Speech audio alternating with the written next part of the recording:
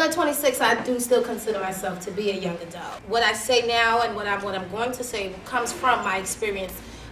It comes from being a youth and my experience with the youth in my communities.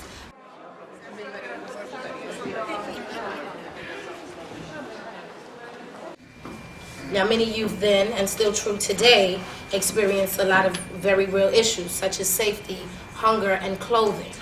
These are just the basics. The fear that many are forced to live with in their communities is unhealthy and unfair, placing serious limitations on their freedom. When you can't go outside of your house, or you can't go to the store because you're just concerned with what might happen to you in between your house and the store, or your house and school for that matter, it's a problem. Fear is very real in communities that are facing poverty.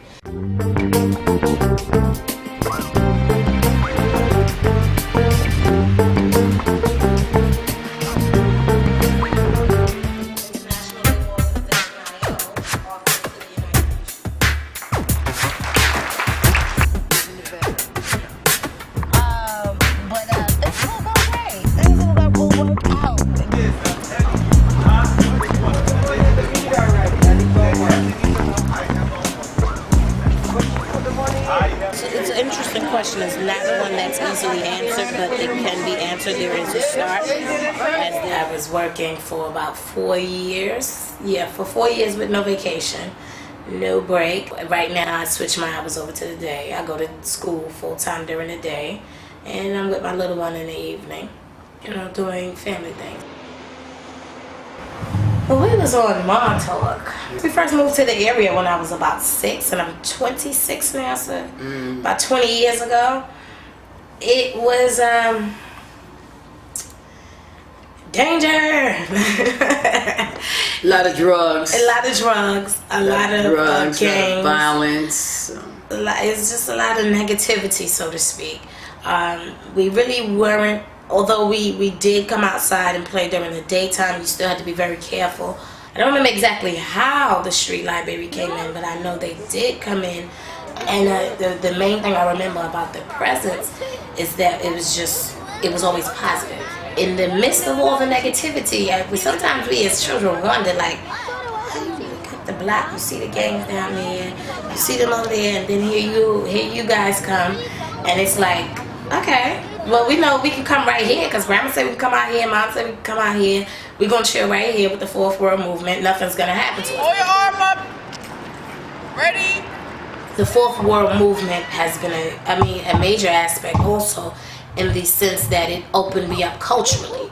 A lot of people that come from minority neighborhoods don't get the opportunity to venture off into other areas, to venture out of Brooklyn, out of East New York, to be able to say, okay, I went somewhere. The street library took me to the UN when I was rather young. I might have been about 11, 12, and had me meet up with about 12 people from different nations, different countries, and we got together, and it filled me with a sense of there is more out there than just, minorities, just African Americans, Spanish, or white for that matter, or Caucasians for that matter, So it definitely exposed me to culture.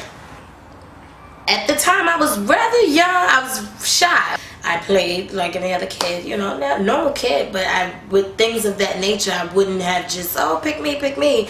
The volunteer at the time, I guess, for whatever reason, she saw something, and I'm thankful for her, and whatever it was that she saw that said, okay, let's take this young lady here. I remember right before we went in, I can't think of exactly who it was, but she stood outside with me, and I was nervous. She prepped me, and we was outside talking, and she's sitting, and she's like, it's okay, because they're going to be kids just like yourself. Everybody came in nervous. This is the first for you. This will probably be the first for a lot of them. You're just going to go up there and be yourself. You're presenting the speakers, but you also have a chance to say why the day is important, and also talk about what are the aspirations of young co-masters of ceremony for today, Miss Alvinia Hutton. The commemorative stone reads as follows. Wherever men and women are condemned to live in extreme poverty, human rights are violated. To come together to ensure that these rights be respected is our solemn duty. My UN experiences have been really really effective, memorable. It definitely introduced me to different cultures and different ways of living, and it was so fascinating for me and just enriching that I continued on to to see the good in everybody, to see that there's other things out there, to want better for myself, to want more than what was in my surroundings. Testing, testing. Is that better? Everybody can hear now? Very good. What I hope to be done is to bring in some opportunities, bring in some employment opportunities, bring in some education opportunities. I have to say I see a problem with the lack of with education stopping at that level anyway, because I was exposed to there is more than just your surroundings, and not only that, but you can get it. It's not like you have to die to obtain it. Like I said, I've been opened up, and once I've been opened up, things just happen, and I thank them for being a part of who I am today. Okay, well, thank you for coming. Thank you for coming. Gather here. People gather all around the world to listen, commemorate, and recommit. We humbly thank you for being with us. We thank you for your voices. We thank you for your hearts. We thank you for your ears and for your commitments. We encourage you to continue on beyond today. This concludes today's commemoration. Thank you.